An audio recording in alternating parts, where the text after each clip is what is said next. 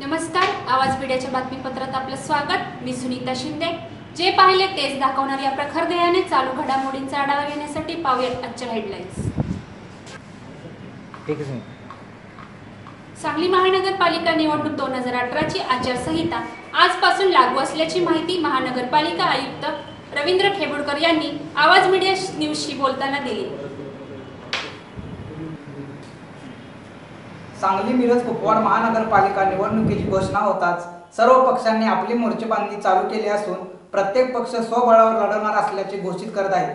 येणाऱ्या निवडणुकीत प्रामुख्याने सत्ताधारी पक्ष काँग्रेस असून त्यांना सत्तेपासून दूर ठेवण्यासाठी भाजपाने चंग बांधला आहे, परंतु त्याच्या पाठोपाठ राष्ट्रवादी पक्षाचे प्रदेशाध्यक्ष जयंतराव पाटील सांगलीत तळ ठोकून बसले आहेत, तर भारतीय जनता पार्टीचे सर्वच आमदार खासदार ताकदीनिशी उतरले आहेत। शिवसेना पक्ष सुद्धा स्वबळावर लढणार असल्याचे घोषित केले। या सर्वाच्या वर आम आदमी पार्टी व शहर सुधार समितीने ही ताकद दाखवली आहे। तरी आपण पाहणार आहोत महापालिका सत्ता कोणाकडे जाते यावर पूर्ण महाराष्ट्राचे लक्ष आहे। दरम्यान आज महापालिका क्षेत्रात आचारसंहिता लागल्याने सर्व उमेदवार प्रचार कामाला लागले आहेत। मिरज कुपवाड शहर महानगरपालिकेची आचारसंहिता आजपासून लागू झाली आहे। सार्वत्रिक निवडणूक 2018 त्याचा कार्यक्रम सुद्धा जाहीर झालेला आहे। या कार्यक्रमाप्रमाणे दिनांक 4 जुलै रोजी उमेदवारी अर्ज स्वीकारण्याचा कार्यक्रम सुरू होईल। तो 11 तारखेला दुपारी 2 वाजेपर्यंत असेल। त्यानंतर छाननी ही 12 तारखेला होईल आणि उमेदवारी अर्ज मागे घेण्याची तारीख 17 आहे। मतदानाचा दिवस 1 ऑगस्ट आहे आणि मतमोजणीचा तारीख आहे 3 ऑगस्ट। अशा रीतीनं हा निवडणूक कार्यक्रम माननीय आयुक्त राज्य निवडणूक आयोग यांनी आज जाहीर केला आहे। आचारसंहिता सुद्धा सकाळपासून लागू झालेली आहे। आज माननीय आयुक्तांनी सविस्तर आढावा सांगली मिरज कुपवाड महानगरपालिकेचा आणि जळगाव महानगरपालिकेचा एकत्रितरित्या घेतला आहे। त्याच्यामध्ये अत्यंत महत्त्वाच्या काही सूचना केल्या आहेत, त्याची अंमलबजावणी आम्ही करतो आहे।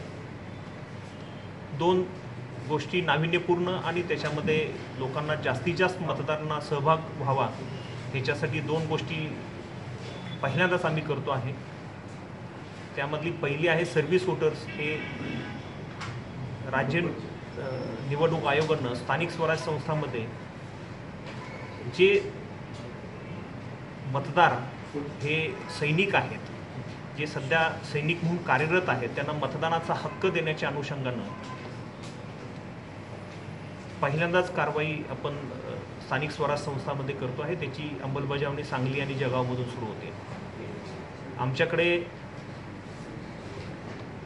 जिल्हाधिकाऱ्यांच्या मार्फत एक यादी आलेली आहे 142 लोकांची। त्यांचे पत्ते आणि इतर सर्व प्रक्रिया आम्ही करत आहोत। त्याबरोबर दुसरी अत्यंत महत्त्वाची गोष्ट आम्ही करत आहे ते म्हणजे आमची जी मतदान केंद्र असतील ती आदर्श मतदान केंद्र असावीत याच्यासाठी आम्ही कसोशीनं प्रयत्न करणार आहोत आणि 100% आदर्श मतदान केंद्र करणार आहोत। याच्याबरोबर ही मतदान केंद्र आदर्श करत असताना आम्ही मतदान केंद्र खरंच आदर्श केलीत किंवा कसं याच्या संदर्भातला एक थर्ड पार्टीचा इन्स्पेक्शन आम्ही करून घ्यायचं ठरवलं आहे आणि त्याच्यासाठी काही संस्थांच्या बरोबर आमची चर्चा सुरू आहे।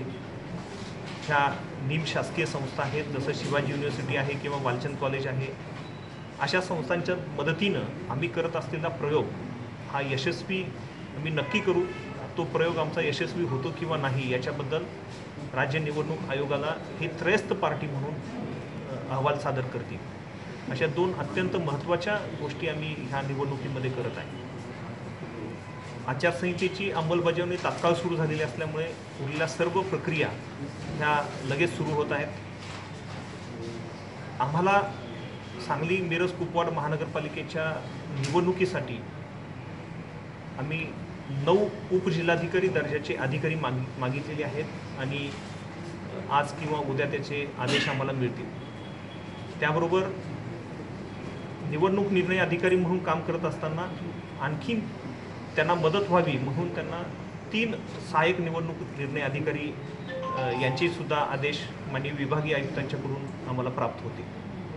त्यामुळे येणारी निवडणूक सर्व मतदारांना, सांगली मिरज कुपवाड शहरातील सर्व मतदारांना विनंती आहे की त्यांनी निर्भयपणे, मुक्तपणे आणि आपल्याला चांगल्या वातावरणामध्ये आपलं मतदान करण्यासाठी सर्वांनी पुढे यावं. सर्वांनी निवडणूक चांगल्या प्रकारे करण्यासाठी निवडणूक यंत्रणेलाही मदत करावी अशी विनंती करतो.